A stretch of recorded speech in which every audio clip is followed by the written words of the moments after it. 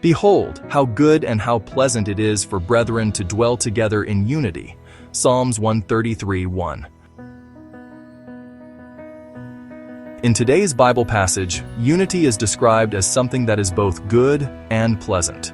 It is the harmonious living together of God's people.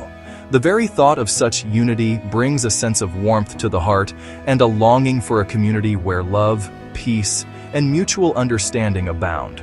Unity does not mean uniformity. It is not about everyone thinking and acting the same way. Rather, it is about diverse individuals, each uniquely created by God, choosing to live in harmony. The unity that transcends personal preference is rooted in a shared commitment to God and His principles.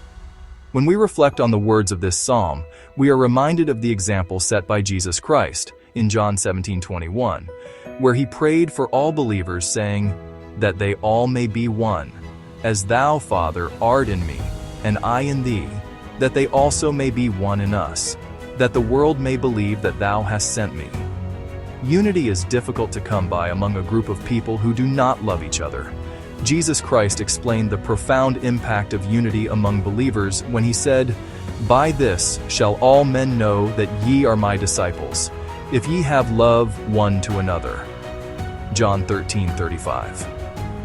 When you make up your mind to follow the Lord, He transforms you into the person He wants you to be, making you a member of His community. Unity among God's people is a testimony to the transforming power of Christ, a living expression of the love, grace, and forgiveness we have received through Him. Brethren, as we strive for unity within our families, churches, and communities, let us be intentional about fostering an atmosphere where God's goodness and pleasantness are evident and experienced.